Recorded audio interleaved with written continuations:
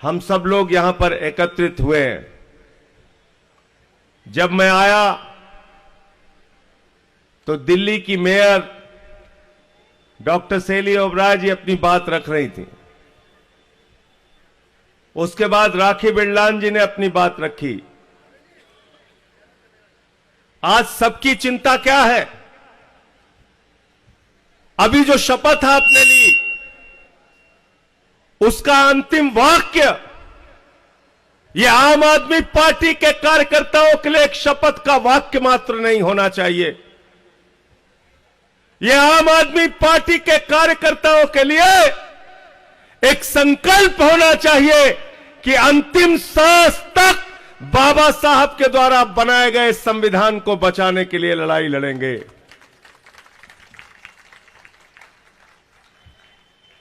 अभी मैं एक वीडियो दिखा रहा था और मैं चाहता हूं कि इसको बार बार लोगों तक पहुंचाइए। आप पूरे देश में इसको पहुंचाइए।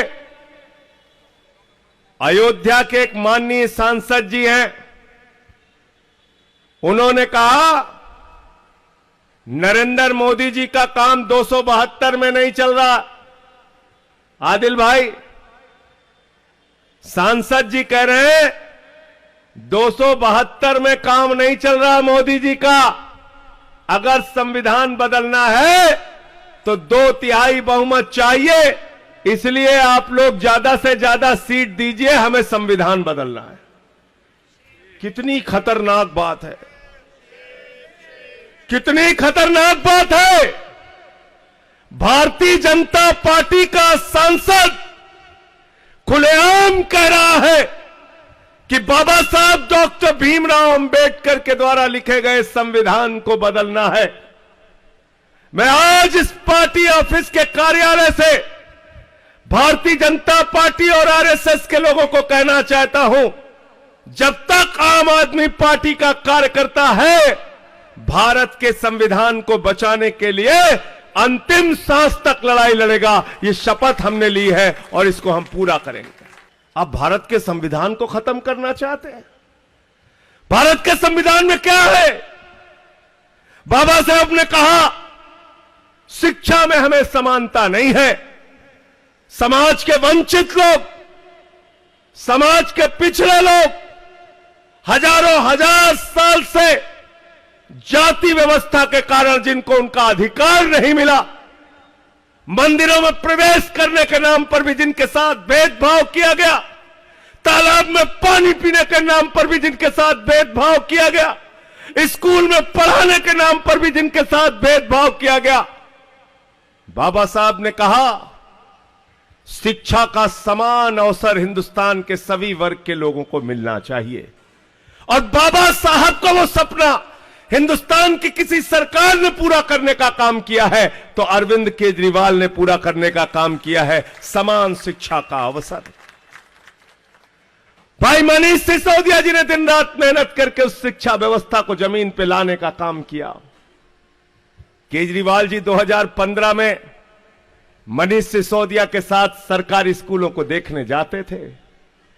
मकड़ी के जाले लगे रहते थे सरकारी स्कूलों में।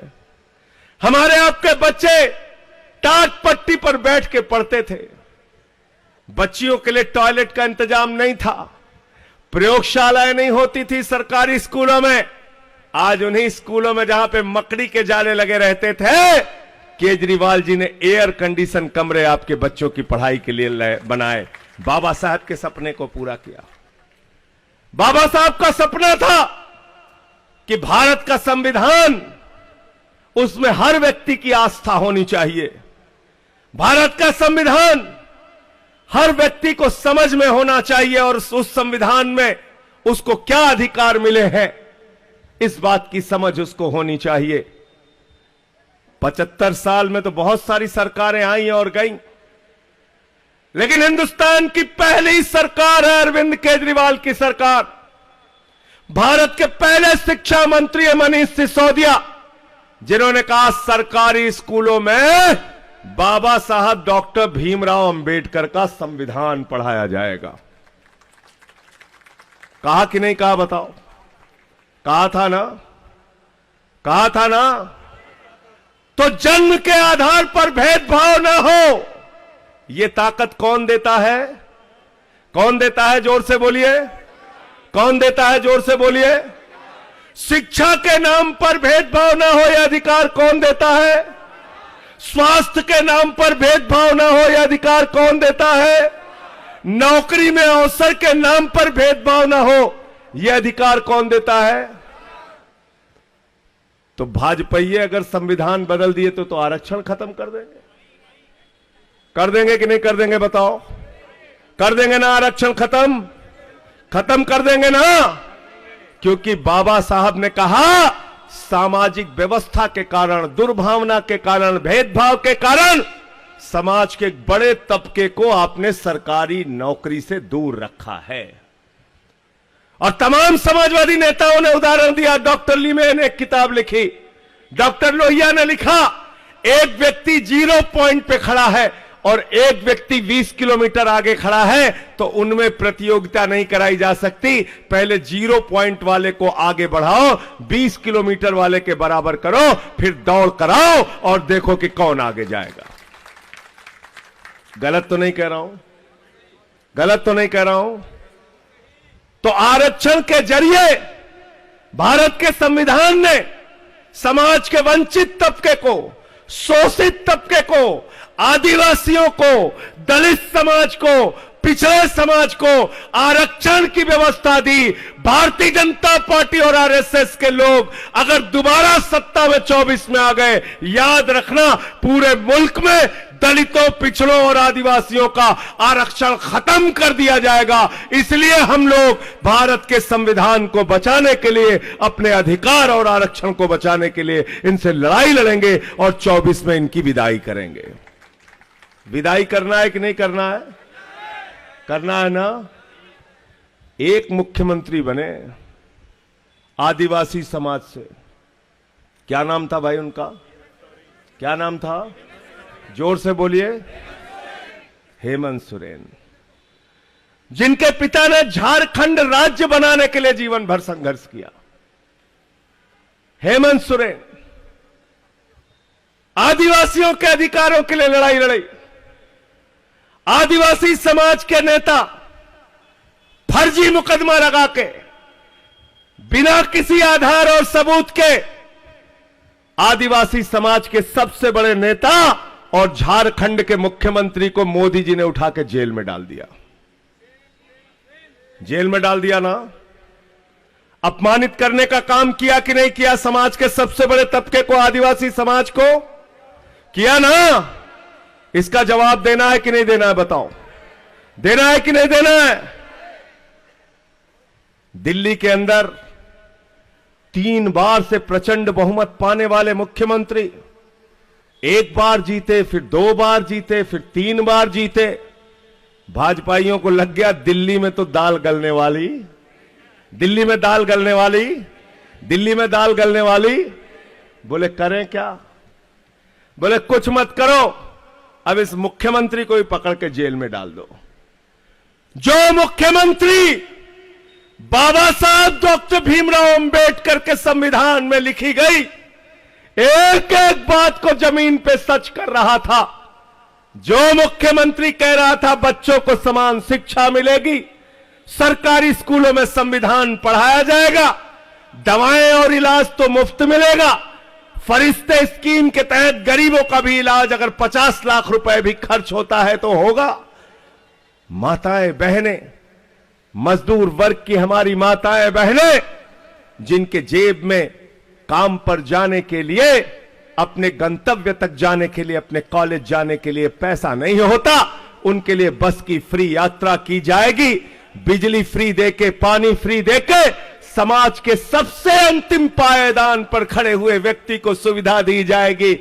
जब ये सपना केजरीवाल ने देखा और जमीन पे सच करना शुरू किया तो मोदी जी और भाजपा वाले घबरा गए। बोले अगर ऐसे काम पूरे देश में होने लगा तो हमारी तो दुकान बंद हो जाएगी।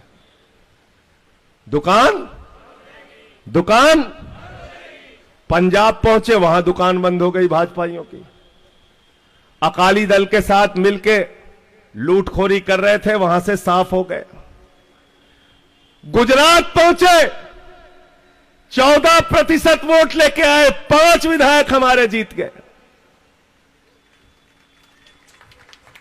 गोवा पहुंचे, 6.5% वोट लेके आए, 2 विधायक हमारे जीते।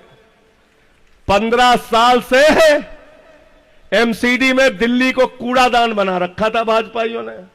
झाड़ू वाले निकले, मार झाड़ू मार झाड़ू मार झाड़ू, एमसीडी से सारा कूड़ा साफ कर दिया।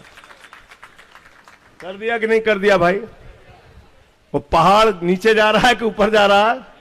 वो कूड़े वाला पहाड़ देखा था ना, देखा था ना, नीचे जा रहा है ना।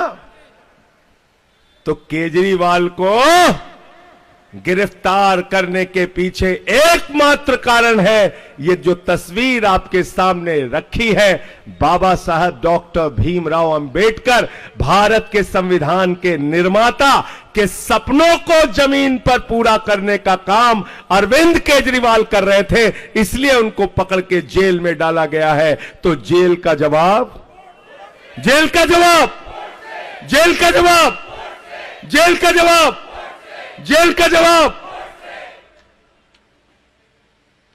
मैंने सुना दिल्ली के एलजी साहब एक कार्यक्रम में कह रहे थे, ये जेल से सरकार तो नहीं चलेगी। भाजपाई कह रहे थे, जेल से सरकार तो नहीं चलेगी। सौरभ भारद्वाज कह रहे थे, आतिशी जी कह रही थी, गोपाल राय कह रहे थे, हम सब लोग कह रहे थे, भाई सरकार तो जेल से ही चलेगी, तुमको पीछे हटना पड़ेगा। हम लोग पीछे हटने वाले, पीछे हटने वाले। कल बेचारा थक हार के हमारे एलजी ने कहा, बिजली भी फ्री रहेगी, पानी भी फ्री रहेगा, हमारा सर मत खाओ, जाओ भैया तुम लोग। बोला नहीं बोला? बोला ना? बोला कि नहीं बोला? तो इसलिए चिंता मत करना, अरविंद केजरीवाल का आपसे वादा है, और वादा तो तब भी छोटी चीज होती है, गारंटी है, गारंटी। एक एक कही गई बातें पूरा करने का काम करेंगे। और भारत की पहली सरकार है केजरीवाल की सरकार, जो घोषणा पत्र में लिखे गए वादे से, गारंटी से ज्यादा काम करके हमने दिखाया। दिखाया कि नहीं दिखाया बताओ भाई? 1000 रुपए तो हमारे घोषणा पत्र में नहीं था ना आतिशी जी? नहीं था। मैं उस समय जेल में था, मैंने टीवी पे देखा तो मेरा सीना चौड़ा हो गया। हमारी माताओं बहनों के आर्थिक संकट को समझने का काम दिल्ली के मुख्यमंत्री ने किया। उनको छोटी छोटी समस्याओं के लिए, जो अपने पति का चेहरा देखना पड़ता था, कई बार पति झिझक देता था, नहीं पैसे नहीं देंगे, अरे 50 रुपए चाहिए बेटी के लिए, थोड़ा सामान खरीदना, नहीं पैसे नहीं देंगे। अरे वो भाई आया था, सोच रही थी थोड़ा मिठाई मंगा के खिला देती, नहीं पैसे नहीं है, पैसे नहीं देंगे, तुम अपने भाई को मिठाई खिलाना चाहती हो। केजरीवाल ने उस दर्द को समझा और उन्होंने कहा, हमारी बहनों को अपने पति का चेहरा छोटी मोटी चीजों के लिए देखने की जरूरत नहीं है, 1000 रुपए प्रति माह। और भाजपा के लोग क्या चाहते हैं? वो चाहते हैं दिल्ली में आपकी सुविधाएं खत्म हो जाए। वो चाहते हैं आपका बेटा, आपका लाल आपके लिए काम करने वाला, दिन रात समर्पित भाव से वो अरविंद केजरीवाल लगातार जेल में रहे। अगर अरविंद केजरीवाल को बाहर निकालना चाहते हो तो 7 की 7 सीटों पर दिल्ली में जमानत जब्त करा के इनको वापस भेजने का काम करना। जेल का जवाब वोट से देना, और भाजपाइयों को बता देना कि बाबा साहब के संविधान के साथ छेड़छाड़ करोगे तो पहले 80 में तुम्हारी 2 सीटें थी, अब तुम्हारी 0 सीटें पहुंचा दी जाएंगी, 0। अगर पिछड़ों के, दलितों के, आदिवासियों के आरक्षण के साथ खिलवाड़ करने की कोशिश करोगे तो तुम्हारी सीटें 0 पहुंचा दी जाएंगी, 0। याद है कि भूल गए भागवत साहब का बयान? आप लोग याद है? याद है राखी जी? बिहार के चुनाव में क्या बोला था भागवत साहब ने? आरक्षण की समीक्षा होनी चाहिए। बहुत चालू है भाजपाई, ऐसा ऐसा शब्द बोलते हैं समझे में ना आवे। आरक्षण की समीक्षा होनी चाहिए। अरे समीक्षा हम करेंगे। इस देश के लोग इस देश के मालिक हैं। 140 करोड़ लोग इस देश के मालिक हैं। समीक्षा हम करेंगे और हमने समीक्षा की है कि आरएसएस और बीजेपी के लोग समाज के दलित और पिछड़े तबके से, आदिवासी तबके से भेदभाव रखते हैं। और इस समीक्षा के बाद हमने तय किया है कि पूरे देश में तुम्हारी जमानतें जब्त कराने का काम करना है। हमसे पीछे से पूछ रहे हैं कैसी समीक्षा आपने की संजय जी? समीक्षा कैसे की? समीक्षा नहीं, साफ साफ दिखता है। ध्यान से सुनना और घर पे जाके सोचना जरा। भारत के राष्ट्रपति थे श्री रामनाथ कोविंद जी। प्रभु श्री राम के मंदिर का शिलान्यास हो रहा था। मर्यादा पुरुषोत्तम भगवान श्री राम के मंदिर का शिलान्यास हो रहा था। सेवरी के जूठे बेर खाने वाले उस प्रभु श्री राम के मंदिर का शिलान्यास हो रहा था। दिल्ली के अंदर राष्ट्रपति भी रहते हैं, प्रधानमंत्री भी रहते हैं। प्रधानमंत्री जहाज से उड़ते हैं, अयोध्या पहुंच जाते हैं। उत्तर प्रदेश के लखनऊ में मुख्यमंत्री भी रहती है, राज्यपाल भी रहते हैं। मुख्यमंत्री अयोध्या पहुंच जाते हैं, राज्यपाल अयोध्या पहुंच जाते हैं। जब उत्तर प्रदेश के मुख्यमंत्री शिलान्यास में रहते हैं, उत्तर प्रदेश के राज्यपाल शिलान्यास में रहते हैं, भारत के प्रधानमंत्री अगर शिलान्यास में थे, तो आप बताइए भारत के राष्ट्रपति श्री रामनाथ कोविंद जी क्यों नहीं थे इस मंदिर के शिलान्यास में? यह सवाल जरा सोचना अपने दिमाग में। क्योंकि भेदभाव करते हैं, भेदभाव है इनके मन में। प्रभु श्री राम के मंदिर का उद्घाटन हुआ, लखनऊ के उत्तर प्रदेश के मुख्यमंत्री थे, उत्तर प्रदेश की राज्यपाल थी, भारत के प्रधानमंत्री थे, लेकिन आदिवासी समाज की महामहिम हमारी राष्ट्रपति, जिस पर पूरे देश को और आदिवासी समाज को गर्व है, वो महामहिम राष्ट्रपति श्रीमती द्रौपदी मुर्मू जी क्यों नहीं थी? ये सवाल पूछना। गलत तो नहीं कह रहा हूं? गलत तो नहीं कह रहा हूं? गलत तो नहीं कह रहा हूं? भेदभाव भाजपाइयों के तन मन में बसा हुआ है। भेदभाव इनके कण कण में बसा हुआ है और इसलिए उस भेदभाव को हमें निकाल कर फेंकना है।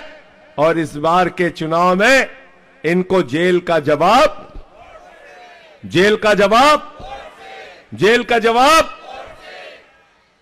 केजरीवाल जी अगर आज जेल में है तो मोदी जी एक बात कहते थे 2014 के चुनाव में, क्या कहते थे?